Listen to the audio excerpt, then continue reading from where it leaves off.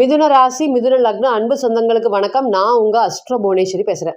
இந்த மிதுனத்தை பொறுத்தவரை இன்னைக்கு நடந்திருக்கக்கூடிய சுச்சுவேஷன் என்ன, இந்த மே மாத பலன்கள் எப்படி இருக்க போது, முதல்ல யாரு நீங்க, எந்த மாதிரியான கேரக்டர் அப்படிங்கிறது உங்களோட ராசியை பொறுத்தவரை இருக்கு, எந்த விஷயத்துல எப்படியெல்லாம் கடுமையாக முயற்சி பண்ணுவீங்க, முதல்ல நீங்க யாரு, இது எல்லாமே நிச்சயமா பார்க்கலாம். முதல்ல ஒண்ணு தெரிஞ்சுக்கோங்க, ராசி அப்படிங்கிறது பொது பலன் தான். லக்னம், லக்னாதிபதி, நீங்க தனித்துவமா யாரு? கோடி பேர் ஒரே ராசியில பிறக்கலாம், ஆனா எல்லாருக்குமே ஒரு பிரச்சனைகள் இருக்கா அப்படின்னு கேட்டீங்கன்னா இல்லவே இல்லை.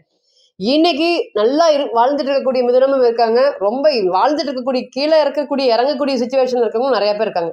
ஸோ இதுக்கு எல்லாத்துக்கும் என்ன வித்தியாசம் அப்படின்னு கேட்டிங்கன்னா, தனித்துவமாக இருக்கக்கூடிய லக்னம்னு சொல்லக்கூடிய பலன்கள் தான் நீங்கள் யார், எப்பேற்பட்டவங்க, ஒரு விஷயத்தை எந்த அளவுக்கு போராடுவீங்க அப்படிங்கிறத கண்டுபிடிக்க முடியும் அப்படிங்கிறத மறந்துடவே கூடாது. ஸோ தனிப்பட்ட ஜாதகம் தான் ஒரு விஷயத்தை காமிக்கிறதுக்கு இருக்குது. அதை நோக்கி தான் எல்லா விஷயமுமே நடக்கும் அப்படிங்கிறது. ராசி அப்படிங்கிறது மனசை குறிக்கக்கூடிய காரகிரகம். அப்போ மனசு அப்படிங்கிறது இந்த ராசியை பொறுத்தவரையும் பொதுவான பலன்கள் அப்படிங்கிறது நீ மறந்துடவே கூடாது. முதல் மே மாதம் இருக்கக்கூடிய கிரக அடைவுகள், ராசியிலே குரு இருக்காரு. இந்த மிதுனத்தை பொறுத்தவரையும் ஆகாதவர் அப்படிங்கிறத சொல்லலாம். ராசிக்கு 3ஆம் இடத்துல பார்த்தீங்கன்னா கேது பகவான், முயற்சி ஸ்தானத்திலே கேது, 5ஆம் இடத்துல சந்திரன்.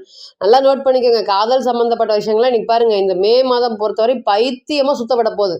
அது காதலாக இருக்கட்டும், கல்யாணமாக இருக்கட்டும், இந்த 5ல் சந்திரன் இருக்கிறது இந்த மாதம் ஆரம்பிக்கும் போதே அந்த எண்ணங்களை கொடுத்துட்டு தான் போவார்.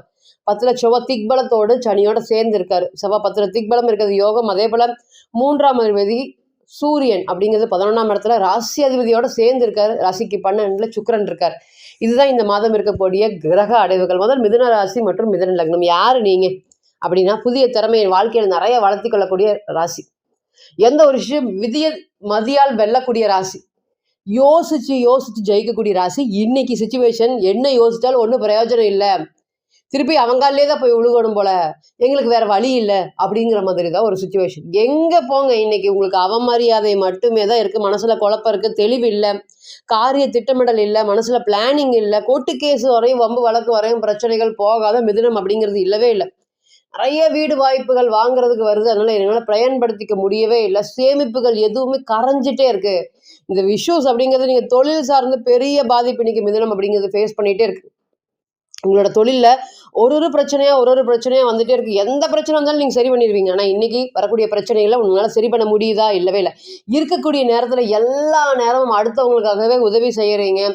எப்போவுமே புதனை 10 புதனை ஒரு ராகுவல், அந்த அளவுக்கு பார்த்தீங்கன்னா இருக்கிற எல்லா கிரகத்தை விடையும் ராகு பவர்ஃபுல். அந்த ராகுவையுமே இந்த புதன் வெல்லுவார் அப்படிங்கிற மாற்று கருத்தே இல்லை. ஏன்னா இது ஒரு கிரிமினல் ராசி அப்படின்னு சொல்லலாம். அதனால தான் பார்த்தீங்கன்னா புதன் மிதுனத்தில் இருக்கும்போது எப்பேற்பட்ட விஷயங்கள் ஜாதகத்தை பார்த்தாவே சொல்லிடலாம், நீங்கள் கண்டிப்பாக இன்னைக்கு இல்லைனாலுமே ஃப்யூச்சரில் நீங்கள் ஜெயிச்சு வந்துடுவீங்க, கவலைப்படாமல் முன்னுக்கு போங்க அப்படிங்கிற மாதிரி. ஒரு ரீசெண்ட் டைமில் ஒரு ஜாதகத்தை பார்த்தோம். அவருடைய லக்னம் பார்த்தீங்கன்னா வேற, அவருடைய ராசி பார்த்தீங்கன்னா மிதுனம். நம்ம பார்க்கும்போது சொல்லியிருந்தோம், இது எப்படியேற்பட்ட ஜாதகம் தெரியுங்களா, இந்த வளர்ச்சிகள் அப்படிங்கிறது ரொம்ப அதிகமாக இருக்குது. ஆனால் இவர் பண்ணக்கூடிய இந்த தப்பால் இன்னைக்கு இவர் கடுமையாக பாதிப்படைஞ்சிருக்காரு அப்படிங்கிறத சொல்லியிருந்தோம்.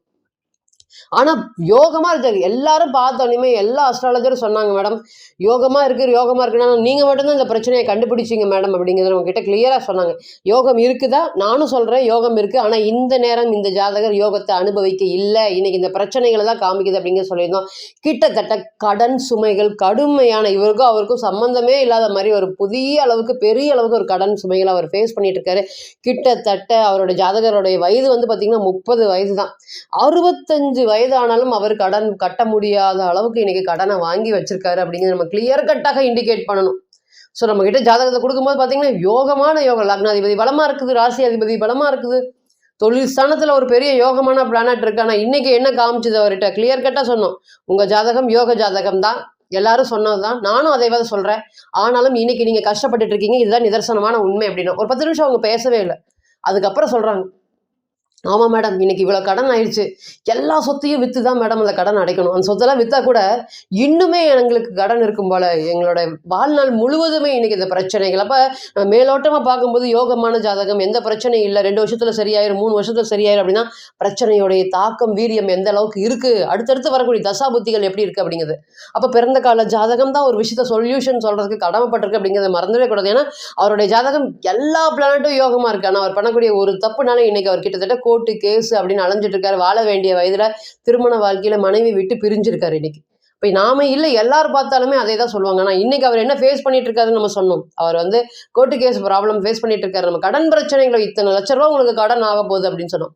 அவரை நம்ம சொன்னதை விட ஒரு 2 ரூபா 2 லட்ச ரூபா இந்த அளவுக்கு தான் அவர் கடன் அதிகமாக வாங்கி வச்சிருக்காரு. அப்போ சொல்லும்போது இந்த கடன்லாம் எப்படி மேடம் எனக்கு அடைக்கிறது, சொத்தை விற்று தான் அடைக்கிற முன்னான ஒரு சூழ்நிலைகள் தான் காமிக்குது அப்படிங்கிறது கிளியர் கட்டாக இண்டிகேட் பண்ணணும். இதுக்கு அந்த பையன் வந்து பார்த்திங்கன்னா வீண் செலவு வரைய செலவு எதுவுமே பண்ணலை. நம்ம சொல்லும்போது சொன்னோம், இது வந்து இன்னைக்கு நேற்று நடக்கலைங்க, பல வருஷமாக இல்லைங்க, குறிப்பிட்ட இந்த காலத்துலேருந்து இந்த காலத்தில் வரதான் இவருக்கு இந்த அளவுக்கு பெரிய லாஸ் ஆயிருக்கு அப்படிங்கிறதே சொன்னோம்.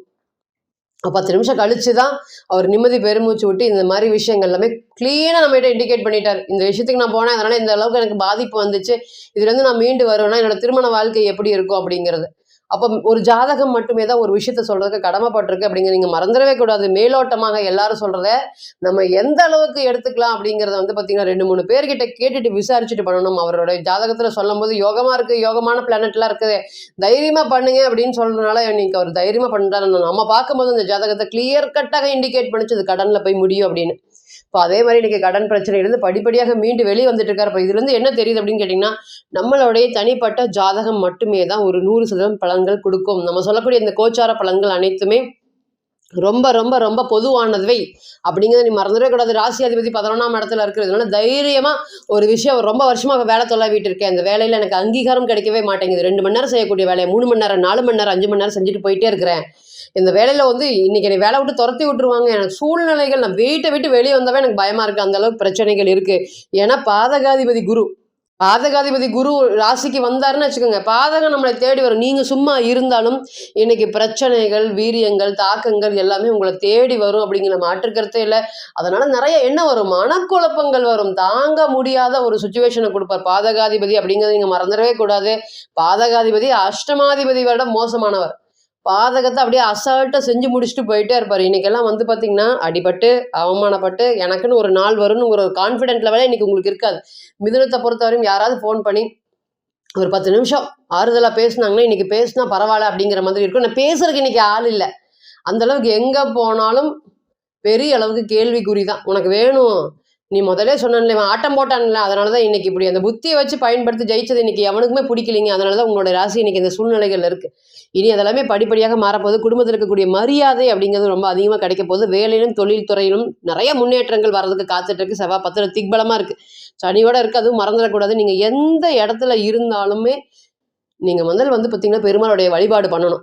மிதுன ராசியை பொறுத்தவரையும் எப்போவுமே பெருமாளுடைய வழிபாடு தலை சிறந்த ஒரு யோகத்தை கொடுக்கறதுக்கு காத்துட்ருக்கு. அதே போல் புதிய திறமை நிறைய வளர்த்துக்கிறது. ராசி அதிபதி 11 என்னால் படிக்கவே முடியல, அரசாங்க வேலைக்கு நான் கடுமையாக முயற்சி பண்ணிட்டு இருக்கேன், அதுதான் என்னுடைய வாழ்க்கையில் ஒரு ஆம்பிஷன், ரொம்ப வருஷமாக அங்கே போராடிட்டு இருக்கேன், இந்த வேலையில் உட்காந்து அவமானப்படுத்துகிறவங்க மத்தியில் என்ன செய்தி அப்படின்னு கேட்கணும்னு நினச்சிட்டு இருக்கேன் அப்படின்னு சொல்கிறவங்க மத்தியில் இன்றைக்கி அந்த வேலைக்கு சார்ந்த தொழில் சார்ந்த ஒரு பெரிய யோகத்தை கொடுக்கறதுக்கு காத்துட்டு கடுமையான முயற்சி போடுங்க, எஃபோர்ட்ஸ் போடுங்க. லக்னத்தில் இருக்கக்கூடிய குரு அப்படிங்கிறது திக்பலம் பெற்று இன்றைக்கி ராசியில் இருக்கிறாரு. இருந்தாலும் எவ்வளோ நெகட்டிவ் கொடுத்தாலும் அவருக்கு இயற்கை சுபாவமான அந்த குருவோடைய பலன்களை அள்ளி கொடுத்தாம போகவே மாட்டார். ஸோ ஒரு பக்கம் பாசிட்டிவ் இருந்தாலும் ஒரு பக்கம் நெகட்டிவ் இருக்குன்னு மறந்துடவே கூடாது. அதனால் இழந்த நம்பிக்கையை மீட்டெடுத்து அதன் மூலியமாக பொருளாதார முன்னேற்றம் அப்படிங்கிறது உங்களுக்கு நிச்சயமாக இருக்கும்.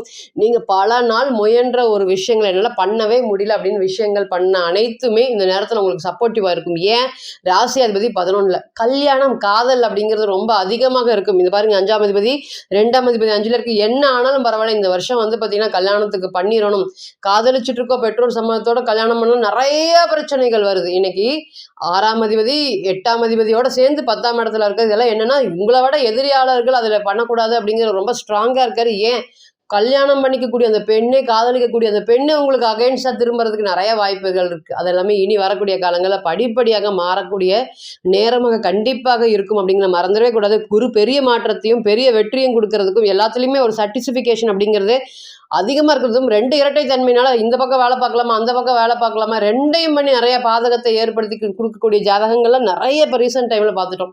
அது பிரச்சனை, அந்த மாதிரி பிரச்சனைகளை தயவு செய்து போயிடவே கூடாது. எப்பவுமே குரு அப்படிங்கிறத பணத்தை கொடுத்துட்டு அடிக்கக்கூடிய காரகிரகமாக இருக்கிறனால பொறுமையோட ஒரு விஷயங்களும் நீங்கள் பண்ணுங்கள். வாழ்க்கையில் பெரிய அளவுக்கு வளர்ச்சிகள் வரக்கூடிய இந்த குரு அப்படிங்கிற வந்து பார்த்திங்கன்னா பிளானட் வந்து ராசியில் உட்காந்தனால கொஞ்சம் ஓரளவுக்கு நெகட்டிவ் அப்படிங்கிறது கண்டிப்பாக இருக்குது. நிறைய பணம் சார்ந்த விஷயத்தில் ஏளனமாக பேசுறது, சிரிக்கிறது, இவனை அடித்து இவனை முடிக்க வைக்கலான் இருந்தோம், இவன் எப்படி ஜெயிச்சு வந்துட்டான் திரும்பி அப்படின்னு பேசுகிற மாதிரியான சுச்சுவேஷன்லாம் இன்றைக்கி உங்களுடைய ராசியை பொறுத்தவரையும் இருந்துகிட்டே இருக்குது. அதுவும் பிறந்த கால ஜாதகத்தில் அங்கே ராகு கேது இருந்துட்டார் வச்சுக்கோங்க, இன்றைக்கி அவ்வளோதான் இன்னைக்கு அடி மேலே அடி விழுகிறது பிறந்த கால ஜாதகத்தில். அது நம்ம ராசி பலன்கள் நம்ம சொல்கிறோம். அதுவும் பிறந்த கால ஜாதகத்தில் சந்திரனோட ராகு இருக்கவங்க, சந்திரனோட கேது இருக்கவங்க, சந்திரனோட செவ்வாய் இருக்கவங்களே இன்றைக்கி கடுமையான போராட்டத்தில் இருப்பாங்க அப்படிங்கிற மறந்துடவே கூடாது. இதுக்கு எல்லாத்துக்குமே தனி சொல்யூஷன் அப்படிங்கிறது பிறந்த கால ஜாதகம் தான். ஸோ தனிப்பட்ட ஜாதகத்தை நீங்கள் ஆலோசனை பண்ண விருப்பப்பட்டீங்கன்னா கீழே இருக்கக்கூடிய இந்த நம்பருக்கு கான்டாக்ட் பண்ணுங்கள். நான் வடங்குடி நரசிம்மர் உங்கள் எல்லாருக்குமே நல்ல வளமான வாழ்க்கையை ஏற்படுத்துகிறேன். நிச்சயமாக பிரார்த்தனை பண்ணிக்கிறேன். மீண்டும் ஒரு பதிவில் உங்களெல்லாம் சந்திக்கும் வரை உங்களிடமிருந்து விடைபெறுவது உங்கள் அஸ்ட்ரோ புவனேஸ்வரி. நன்றி, வணக்கம்.